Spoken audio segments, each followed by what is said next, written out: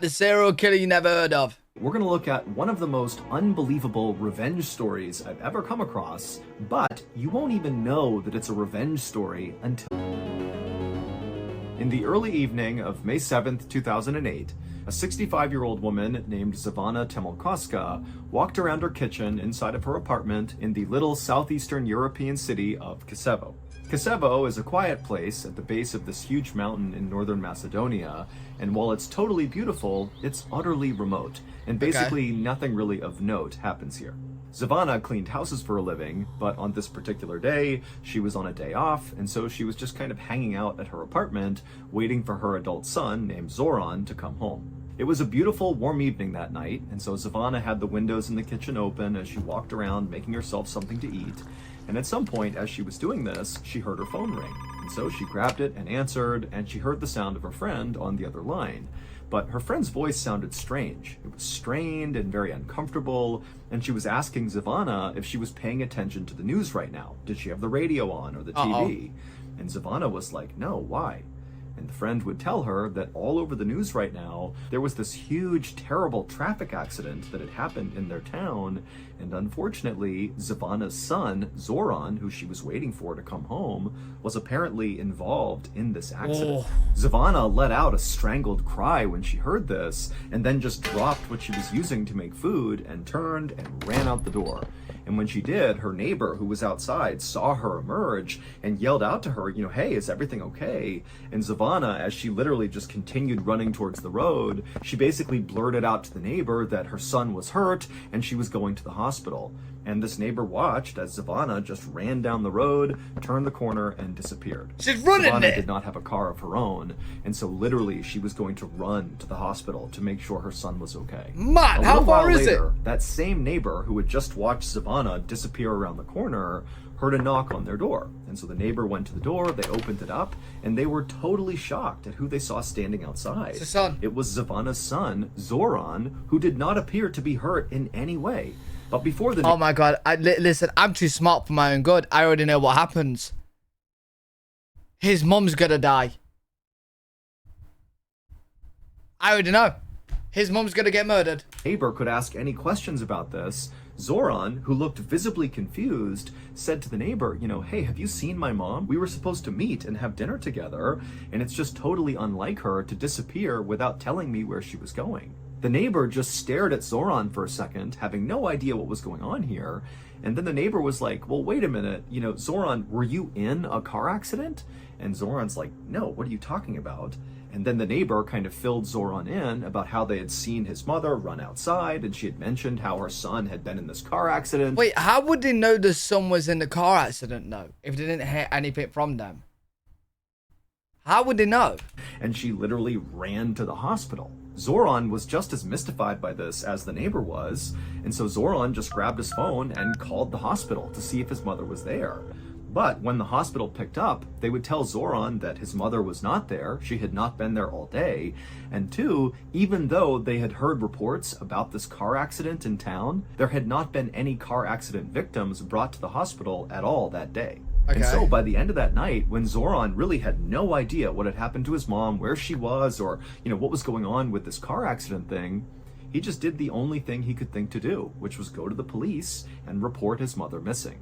9 days later, on May 16th, when still Zivana was missing and the police had no idea what happened to her, there were no new leads, nothing, on this day, a 56-year-old reporter named Vlado Teneski, who actually happened to live not that far away from where Zivana lived, he got a call from one of his police sources. And the source would tell him that Zivana had actually just been found, even though this was not public information, and unfortunately, Zivana was dead.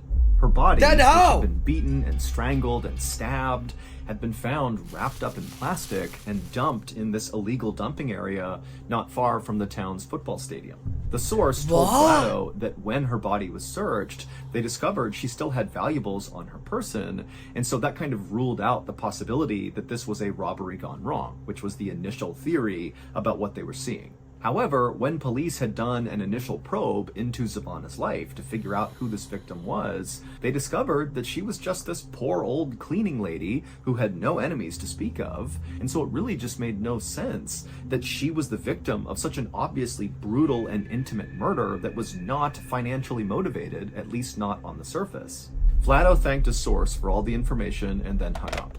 Vlado's source had sounded really shocked by this murder as he was telling Vlado, Yo, how unlucky can you be, bro? Like, your son is apparently in a car accident, yeah? You go run into the hospital to check he's there. You die, and your son's fine. But now, as Vlado was sitting here thinking about what he had just been told, he wasn't really shocked as much as he was suspicious. He felt like something just was off about this murder. You know, maybe Zavana appeared to be this poor old cleaning lady with no enemies, but in reality, maybe that wasn't who she was. Maybe she was leading a secret life that got her killed. Or maybe she had stumbled upon something she was not supposed to see. Drug dealer. And that got her killed. You know, Vlado had no idea, but he just felt like, you know what? There's something off about this, and it needs to be investigated. Now, Vlado had a reputation in town for being this very aggressive and kind of fearless journalist who had no problem diving headfirst into some of these really murky stories that could involve corruption or misuse of power, and he would get to the bottom of it, and he would publish these articles where he spoke really critically about the government, about police, about anybody really who was in a position of power. Yeah, I'm surprised as a he's still result alive. of conducting himself this way, over his 30-year career, Vlado had been threatened with violence many, many times for things he had written or things he was about to write. Yeah, that does surprise me. But even though Vlado knew this Zavana murder case had the potential to once again put him in hot water with the powers that be, he still felt like it was his responsibility to dive into this thing and get to the truth. So, feeling determined, Vlado grabbed his notebook and pen, and he walked out the front door of his house, and he made the several-minute-long walk over to Zavana's house. And when he got there, her son, Zoran, opened the door, and a few minutes later, Vlado and Zoran were sitting in the kitchen talking about what had happened. Zoran told Vlado all about how he came home and discovered his mom wasn't there, and then he went to the neighbor's house, and they explained how, you know, they had seen Zavana running off to the hospital to go look for Zoran, but Zoran's like, I'm not hurt, I didn't get into a car accident, what's going on here? And as Zoran spoke, Vlado took lots of notes and asked lots of follow-up questions, and by the end of this interview, when Vlado felt like he knew everything there was to know about Zavana, he felt like he actually had a pretty good working theory as to what actually happened to Zavana. And the reason he felt like his theory could be accurate had to do with what Zoran told Vlado his mother did for a living, that she was a cleaning lady. Now, it took Vlado a couple of days to put together his story. He had to go out and interview dozens more people in the neighborhood. But finally, on May 19th, so just 3 days after Zavana was found murdered, Vlado published a story in the newspaper. And the story's explosive headline read, "A Serial Killer Stalks Kosevo." But why? Did you know that this YouTube channel? Why would the half of them not get those? Why would she be targeted though? First, medical is available. Batch 1 YouTube channel. Check them out.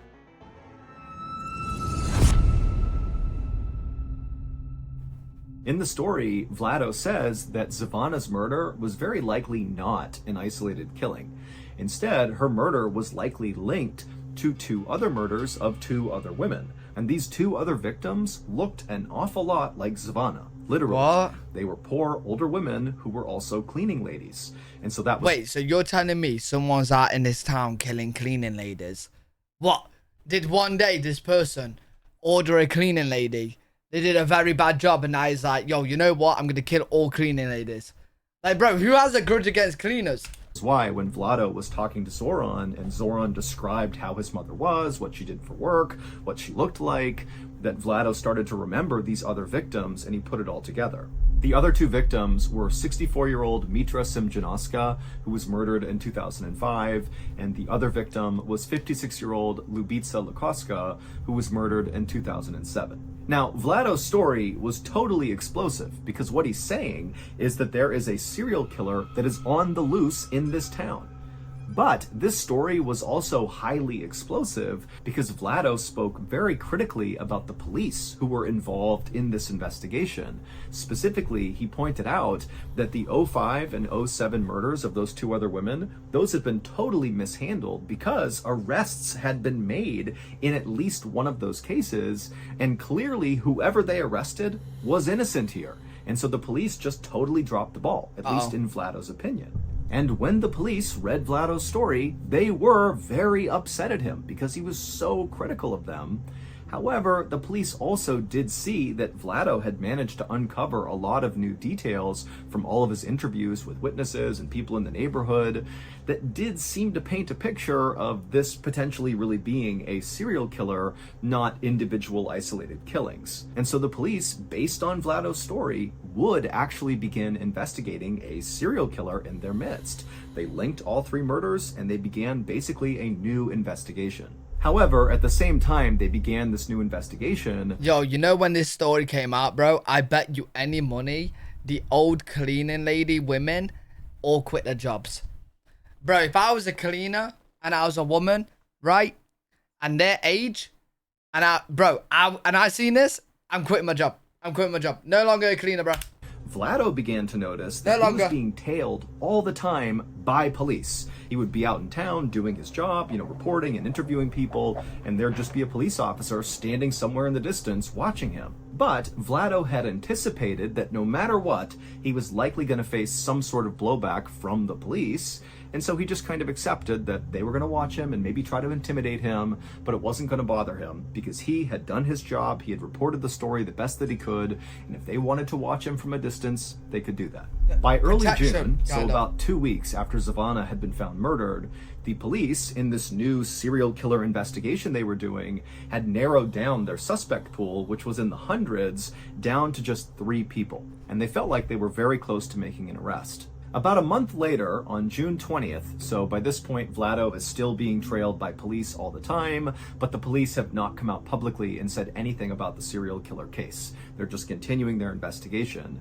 But on this day, June 20th, Vlado's editor at the newspaper got a call from a police officer telling the editor they were about to make an arrest in the serial killer case. And as soon as their conversation ended, the editor called Vlado to tell him the news. But when he called Vlado, Vlado didn't pick up, which was very unusual. Vlado always answered his calls. Is he dead? The editor was also thinking to himself how strange it was that this officer had contacted him and not Vlado. Like, why aren't you going to the guy writing the stories and telling him about this new development? Why are you coming to me? The editor would continue to try calling Vlado several more times, but Vlado never answered. And so ultimately, the editor just kind of assumed that Vlado must be busy, interviewing someone, or maybe more likely, he had already learned about this imminent arrest, and he was on scene, ready to capture in real time this arrest that was about to take place. Meanwhile, on a quiet street in Kosovo, the police had surrounded this very modest 2-story home that was very overgrown out front. It was surrounded by tall fir trees, and all the windows had heavy drapes covering them up. And then once the police felt like they had totally surrounded this building, a team of officers walked up onto the porch and knocked on the door and yelled out that they were police and whoever was inside to come out with their hands up. And for a moment, it was just totally silent and tense. And then the police on the porch heard footsteps inside the house. They had their guns ready to go, and then the door slowly opened up, and this man, who seemed very unthreatening and kind of confused, stepped out onto the porch, and the police immediately arrested him and took him away. A few minutes later, back at the newspaper headquarters, Who is it then? Vlado's editor got another phone call. And when he answered, it was the same police officer who had called before to warn him about this upcoming arrest. Except this time, the officer was calling to say the arrest had been made, they had caught their serial killer, and then he told the editor the name of the person they arrested. And when the editor heard the name, he dropped the phone in shock. The serial killer was Vlado. It would turn out that Vlado appeared very professional and calm on the outside, but inside, he was full of rage, specifically at his mother, who he viewed as this terrible, cruel person. Wait. But Vlado was the guy, the journalist, that was reporting on this. So why would he look into it? Into his own murders? Wait, what? Ah! Because the police wasn't gonna look into it until Vlado was researching it, bro. Bro, what? So his own article got the police to look into it more and get him arrested? Oh my god. Oh my god. And after she died, Try and control the narrative. Vlado became obsessed with this idea What? of getting revenge on his deceased mother. And the way he decided he would do that would be by killing random women who just kind of looked and seemed an awful lot like his mother. Oh i.e., my god. They were poor, older, and cleaning ladies. His 3 victims, Mitra in 2005, Oh, they do Levitsa look in the same. 2007, and Zavana in 2008, had all personally Kind of. known Vlado's mother. And so Vlado had actually used that connection to gain each of his victims' trust, and then once he had their trust, he would lure them away to strangle, stab, and beat them to death. Bro, In what? Vlado's explosive newspaper story, he lied about a whole bunch of things just to throw the police off. Like, for example, he made up that he spoke to a witness who claimed to have seen Zavana get into a car with 2 men right before she vanished. Vlado did not see that. That was just a total lie designed to confuse the police. Vlado had also been the one to plant that story on the radio. Wait. I want to know how the police found out it was him. How would the police know it was him? About Zavana's son, Zoran, being in this terrible accident. You know, that had caused Zavana to run out of her house and be vulnerable to be scooped up and killed, which is exactly what Vlado wanted.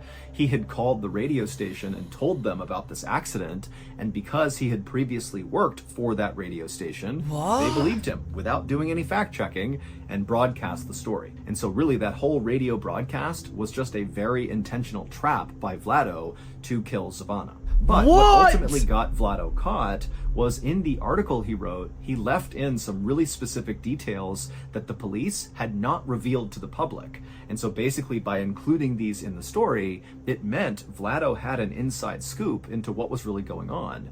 Like, for example, Vlado said that all 3 of these women who had been killed by the serial killer had been strangled to death by telephone cords that were left at the scene. But again, the police had not revealed that to the public, and so when they read the story, they actually became very suspicious of Vlado and thought he could be involved in these murders. And so when Vlado felt like the police were trailing him just to intimidate him, in reality, the police were trailing Vlado because they thought he could be the murderer, and eventually, when they got a DNA sample from Vlado, it was confirmed that their suspicions were right. He was the killer. After Vlado's arrest, he was immediately charged with 2 of the 3 murders, and the police were getting ready to charge him with the 3rd. Yo, that's crazy, bro. That you pretty much, he snitched on himself. He snitched on himself, bro. I'm glad he did, because he's a dick, man. You know what I mean? He deserves prison. But yo, that's crazy. And they were even looking at a 4th victim, potentially, that maybe Vlado had killed as well, but they weren't entirely sure yet. But on June 23rd, so just 3 days after Vlado's arrest, he died in jail in a way that really didn't make any sense. Vlado had drowned in a small bucket of water inside of his jail cell, while there were 3 other people inside of that jail cell with him. Oh, they killed him. Who all said they didn't notice it happening. Yeah, they killed him. Officially, Vlado's death was ruled a suicide, and after his death, all of the murder investigations were closed. Yeah, they killed him. They killed him. Yeah, we didn't see it. We didn't see it, bro. Yo, that's crazy, though. It's no secret that... That's actually crazy, though, bro. He wrote the article to get them to look into it more. Snitched on himself. Snitched on himself. He deserved that, though.